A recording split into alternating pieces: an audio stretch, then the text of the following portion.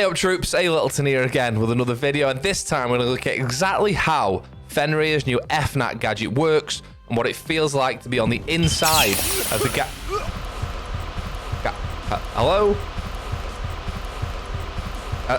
Hello, you still there? Is that hello? Thank God for that. That feels absolutely awful to be inside there. So just before we get into this, I want to do 3 big shout outs.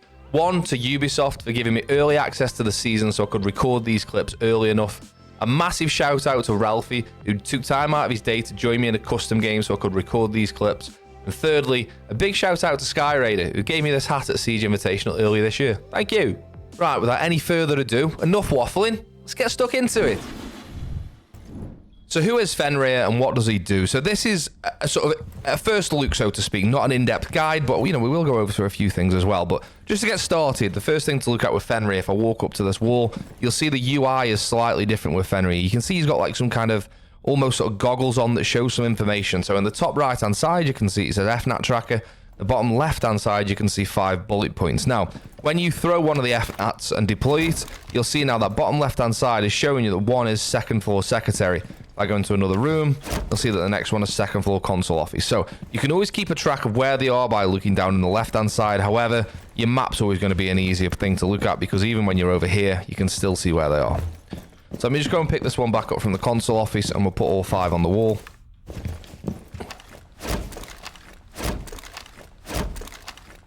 So once you've deployed all 5 FNatts, you can only actually activate 3 at any one time. Now, the way you activate it is by looking at the FNatt and holding your gadget button, and that'll activate the FNatt. 3 at any one time. I now can't activate this or this. However, what you can do is if you think that you've got, say for example, an FNatt top yellow and an FNatt top spiral, and you think, oh, they're definitely coming top spiral, not top yellow, you can, let me just take this and put it top yellow so it's an actual realistic example. You can put that there, and then what you can do is you can go, actually, no, wait, they are coming top yellow. I'll disable this one, and I'll enable this one. And that's now active, and this is now inactive. However, you can only ever activate 3 at once, and when they're activated, that's when they become vulnerable. Kind of like the old Banshee design when Melissa was first released. When you look at the FNatt here and it's not activated, you can't destroy it by punching it or shooting it. Explosives will destroy it. However, if this is open, I don't want to shoot it because I'll lose one of the FNatts. You know what? Let's do it for science purposes. You can shoot it and you can punch it. So once they're activated, that's when... Oh, I've already picked it back up. Once they're activated, that's when they're vulnerable. So you can't just... You know what? Say, for example, this was a Melusi Banshee, right? And you want to put it for when someone comes out of the bathroom. You'd put the Banshee, say, there and you'd walk away and it was safe. And whilst it's not active, this is safe. However, if you activate that and you think, right, that'll be good for when they come out of bathroom, the minute they're in bathroom and they see this, they can just shoot it. So it's not safe at all. You've really got to think about where you place these. So possibly above doors, low down on floors, wherever it might be. I've just had some Discord notifications go off. I'm really, really sorry. So let's see this in action then. So I've got an FNatt on the floor here. We've kindly got Iana, who's volunteering here. By the way, this is Ralphie. Thank you, Ralphie. So what we're going to do is we're going to activate this FNatt. Attacker walks past, and this is what the FNatt does. So it produces a 5 meter or so, it's bang on 5 meters radius of purple smoke. As you can see from Iana's expression, she can't see through. So we can see through it. If we were over here, we can see through it pretty well. Iana can't see a thing while she's in the middle of a 5 meter radius all the way around this FNatt. All the way around here. So Iana at the minute can't see a thing. Now, Fenrir can go into the middle of this and be absolutely unaffected by it. Another different defender, if this was active and they were in the middle of it, wouldn't be able to see through it. Except Warden. Warden can see through it. So if I was, say, Melusi here in this smoke, I wouldn't be able to see through it either. However, if I was Melusi and I wasn't in the effects of it, I could see through it, a bit like this now. Obviously, Fenrir's goggles allow him to see through the smoke. So not being in the smoke as another defender, we get this image. If I am another defender and I go into the middle here, I can't see through it. I have the same effects as the attackers. So where this is going to be useful, in my opinion, is long corridors and areas where you can line these up rather than just having one. So we can activate all 3 of these, and if the attacker is coming from this area and walking through, let me just activate these. No, don't pick it up. Activate. Activate. No, don't pick it up. Activate. Yeah, I'm just activating him now. I kept going too close and it was picking him up. So what we're going to do is we're going to fire a gun, and that was Ralphie, by the way. Thanks for helping with the video, Ralphie. He's going to walk through, and now as he walks through, the first one's going to go off, but bear in mind he can't see anything, so he doesn't know where it is, so he can either go back or push through. And when he gets to here, the next one's going to go off. Let's just watch it in action. So first one goes off, can't see a thing, so he goes forward to try and get rid of it. Next one goes off, can't see a thing, goes forward to try and get rid of it. And next one goes off, can't see a thing. And before you know it, he's in the middle of sight, and he hasn't seen anything from there to here.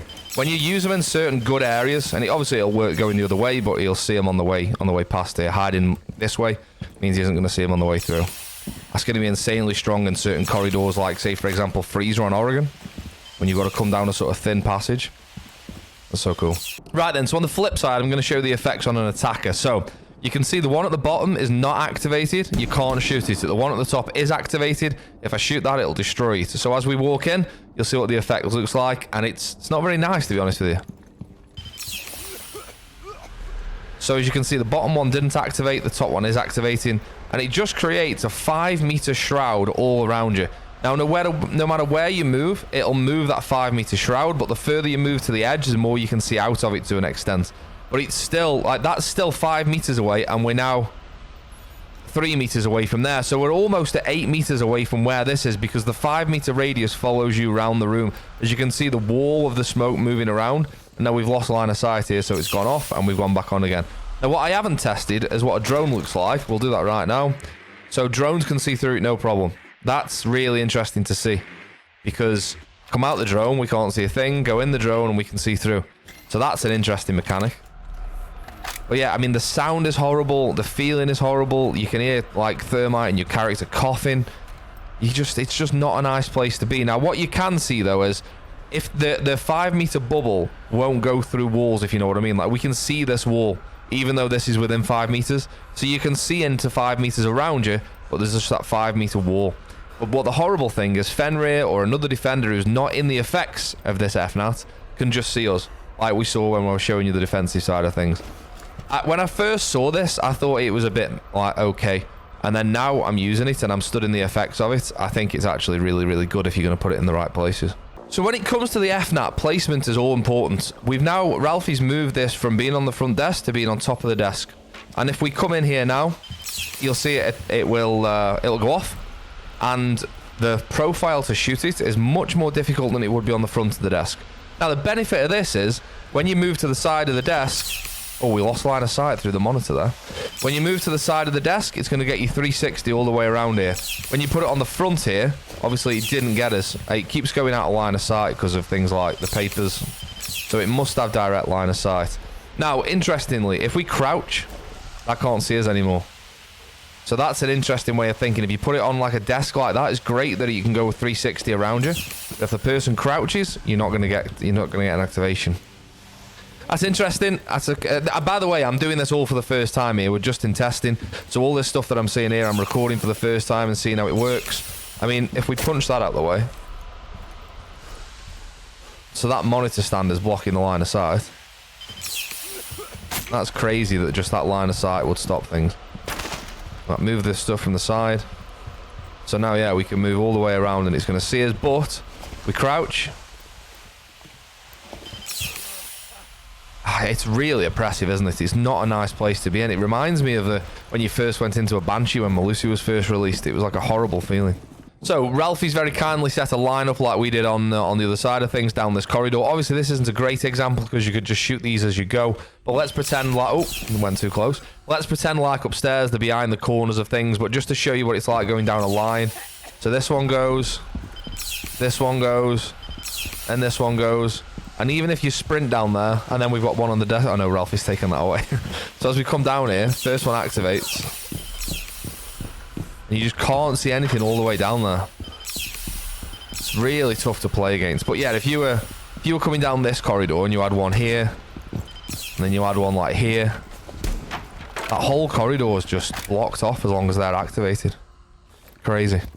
So there we have it. There's an initial look at Fenrir's Gadget. There's going to be a more detailed version of the video coming soon once we've managed to play a little bit more on the test server, figure out some cool spots for his gadget and where they play, and basically the best way of using Fenrir. But for now, that's the sort of first look, so to speak, of his gadget. For those of you who got this far in the video, I really appreciate you watching. I say it every time, but I genuinely mean that. This channel's nothing without those people that watch it. So thank you very much for taking your time to watch it, and I'll see you on the next one.